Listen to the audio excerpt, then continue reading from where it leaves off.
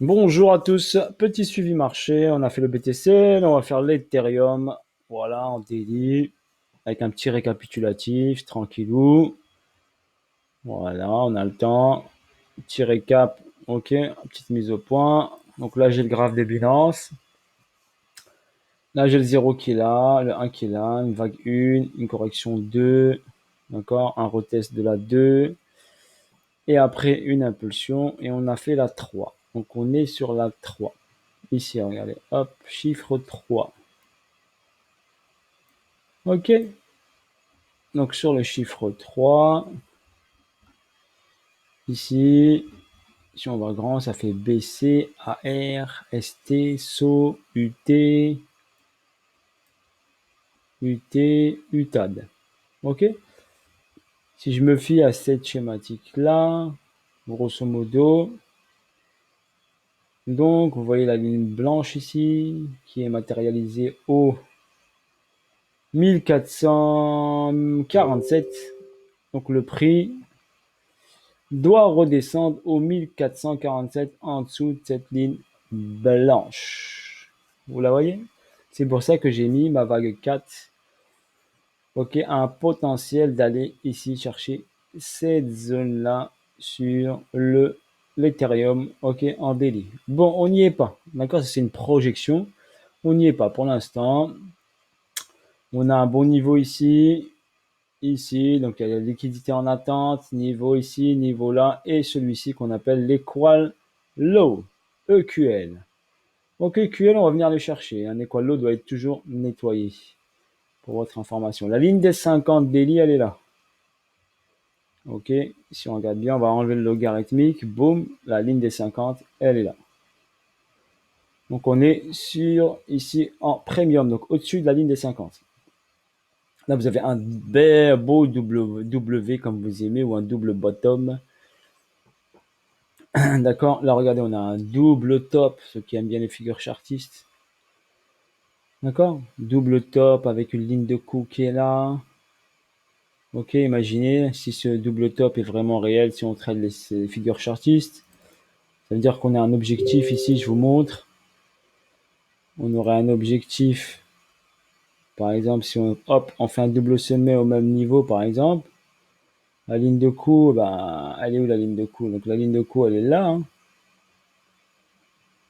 Donc imaginez, si vous tradez les figures chartistes, vous êtes là, vous avez hop la ligne de coup qui est là, bim, et on va aller chercher un target qui est, par exemple, qui est là, et qui est à moins 744 $. Donc voilà un exemple de la ligne des figures chartistes. Bien sûr, c'était juste pour rigoler.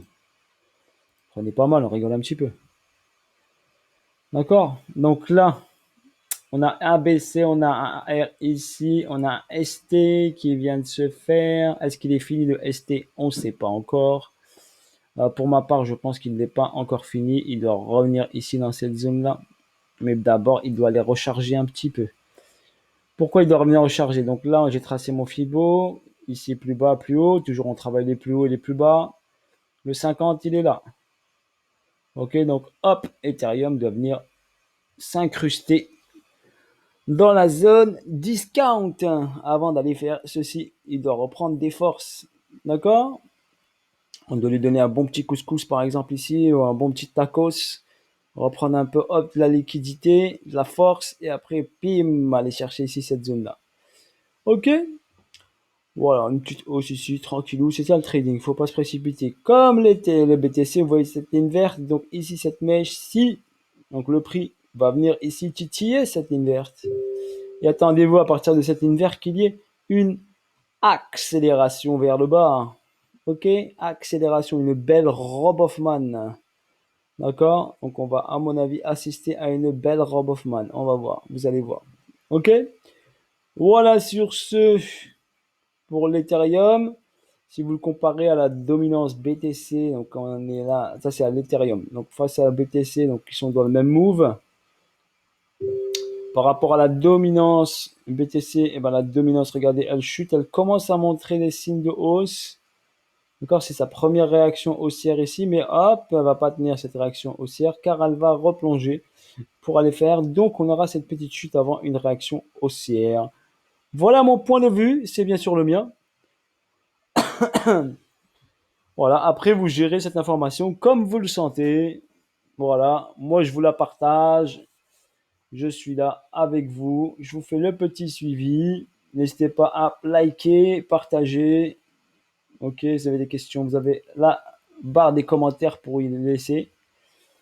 Si on va regarder ici en en weekly pour voir bien les bougies ici pour vous montrer les price delivery qui sont en attente. Regardez ici, le price ici, le price ici, le price là. Ok, gardez-les en tête cela.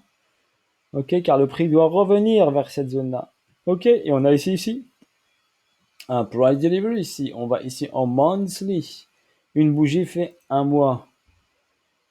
Regardez en monthly, qu'est-ce qu'on voit là? Regardez. Est-ce que vous pensez que cette zone on va pas y revenir, à votre avis? D'accord? Regardez ce déséquilibre de marché. Il est monstrueux. Regardez ce déséquilibre de marché en monthly, comment il est. Il est en attente. Il vous attend. Donc, quand vous êtes holder, eh ben, vous attendez ce déséquilibre qui doit être comblé. Et je prépare mon bag. Ok? Je prépare mon bag du SDT, USDC. Ok, là, je suis prêt dans les starting blocks. Voilà. Je vous ai expliqué.